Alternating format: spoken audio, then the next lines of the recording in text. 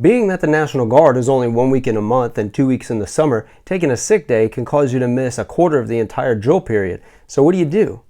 Hi, I'm Cody and I talk about the Army National Guard. There will always be two schools of thought on this topic, and both are correct. One is that the soldier's health is paramount and they should be tended to seriously.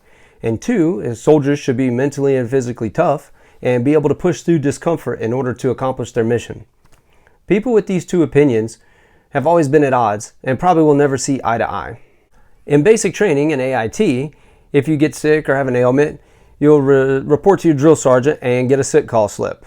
And that's a permission slip that is from your leadership to the Troop Medical Clinic, or TMC, that says, hey, we are aware this soldier is feeling bad and we're sending them to you.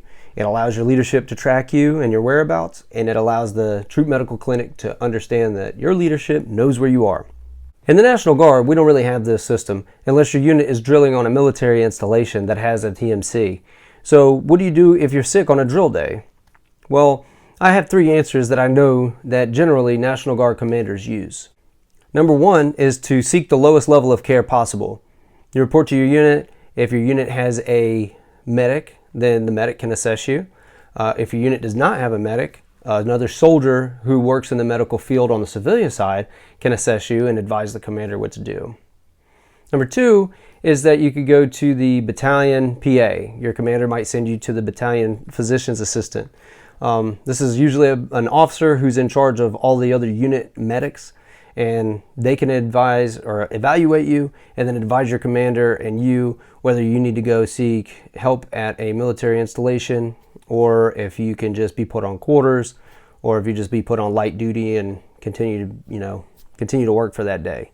But the PA is going to be your next level of evaluation.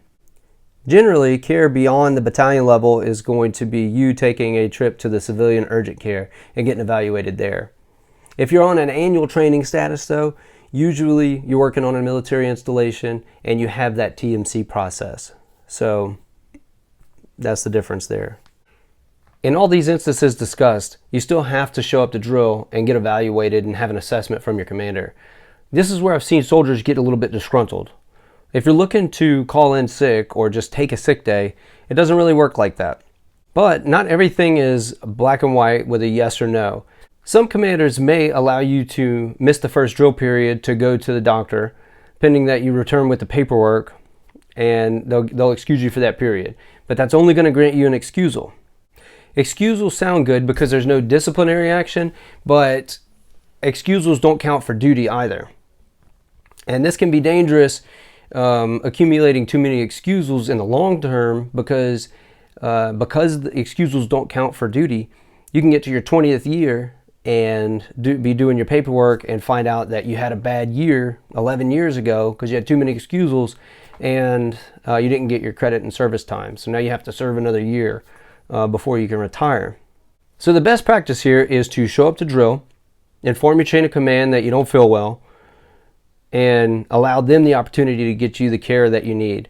In this case, you get credit for drill, they get to track their personnel, and you get the medical treatment that you need. Everybody wins.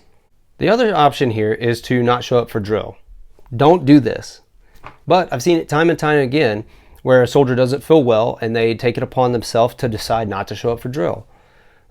This is obviously bad because you can accumulate AWOLs, and AWOLs is absent without leave. Everybody knows that that's a big no-no, but in the National Guard, each drill day is broken into two periods called mutas. So if a soldier doesn't show up for drill for 2 days, they're going to be marked AWOL 4 times. This isn't good for any professional record, and it's going to tarnish your reputation within the National Guard. The National Guard has to operate differently because of the part-time system, and at some point or another we all are going to get sick. Traditional military wisdom says that suck it up and get back to work and carry on with the mission. But in the modern workforce that the military is part of, leaders have to be careful with this type of mindset. Leaders in the military are liable for their soldiers' well-being, so denying care can be, it's not only wrong, in some cases it can be illegal. This becomes a headache for leaders because the medical system that is set up to help ill soldiers is being constantly abused by soldiers who are looking to get out of work. It's an unfortunate reality. This can breed contempt and callousness from leaders who are having to discern what's real from fabricated. It's hard to prove that someone is going to medical just to get out of work. But denying care can then open up that leader to professional complaints that can hinder their own career. In some cases, it's a double-edged sword. What you can do, though, is to be an upright soldier. Be honest with yourself. Even though you're feeling bad or you have a small injury, can you push through and accomplish the mission and seek medical attention on the backside? Or, be in touch with your body. Do you need to go to the doctor now? Do you need to seek medical care now? Can you get medical care and be off mission without feeling internal guilt, knowing that you could have pushed through and been on mission? We're soldiers. Sometimes that's what we're supposed to do. So as long as everyone is playing their part, it allows leaders to make the best decision for everyone involved. So if you can go to the TMC and get treatment without any sort of guilt that you're dodging out on duty, do it. If you can, tighten up and pull through, push through, do that as well. I guess my opinion piece part of this is that over 17 years, I've been to sick call 3 times. The first time it was in basic and AIT. I wanted to try shamming out and just getting out of work. I felt guilty. I haven't done that since.